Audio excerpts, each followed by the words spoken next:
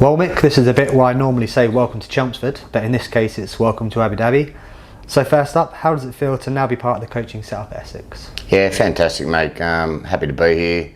Obviously, the long journey over from Australia, 13 hours, but landed early on, I think it was Saturday morning. So we had the day off that day, and then we got stuck in the next day. So coaching staff and the whole group so far have been brilliant to me. They've made me feel very welcome. So you were previously the head bowling coach at Victoria, a position you held for 9 years. You won 4 Sheffield Shield titles and a one-day title during that time. So I guess the question is, why move over to England and why Essex?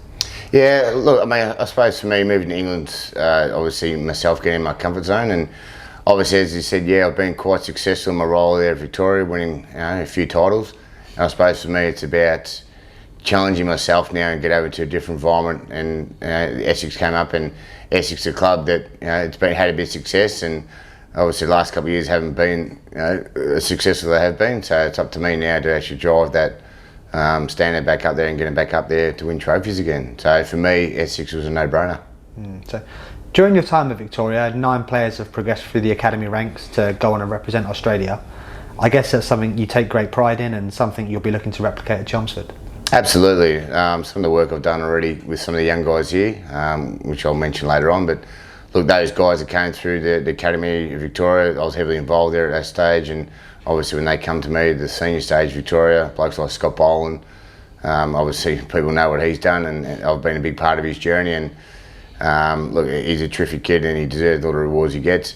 Rebuilding James Pattinson 2 or 3 times, helping Peter Siddle go back in the squad, John Hastings, Clint Mackay, all these guys, Chris Tremaine, Marcus Stoinis, so I could go on, but look, I mean, it's great to be a part of their journey, but at the end of the day, they're the ones that do the hard work and get themselves up there.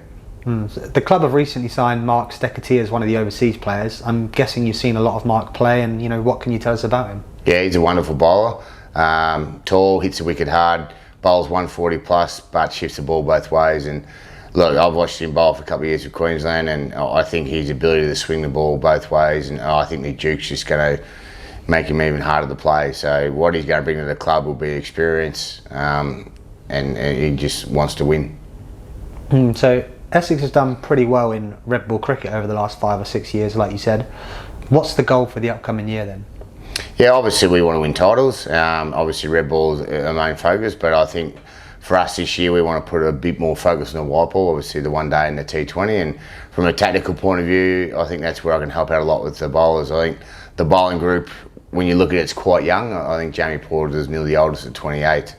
So a lot of guys under that age young, and they're all starting to develop and figure out what they can do. So from a tactical point of view, I suppose that's where I can be a big advantage for these young guys going forward, and just talking about the game and just pointing things out to them. So you mentioned white ball there, and obviously you've been head bowling coach of both the Stars and the Renegades.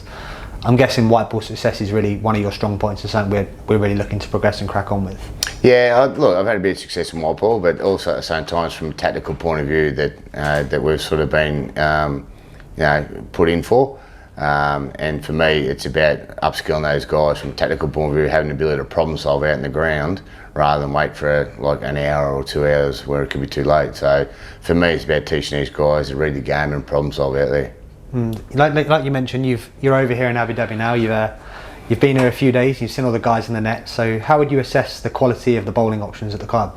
Yeah, there's a lot of bowling options. I think the guys have been all very impressive so far, and obviously a new coach on board. They want to impress, and they're all charging him pretty hard at the moment. But for me at the moment, it's just about taking a back seat and not doing too much, just sort of assessing and watching the guys how they go about business, and just having some conversations with them about what they're working on and what their thoughts are, and putting a few scenarios in front of them and see how they react to it. And there's a few young lads on this tour, and they've had some one-to-one coaching with you. Has anyone in particular stood out? And is there anyone we should be looking forward to seeing in 2022?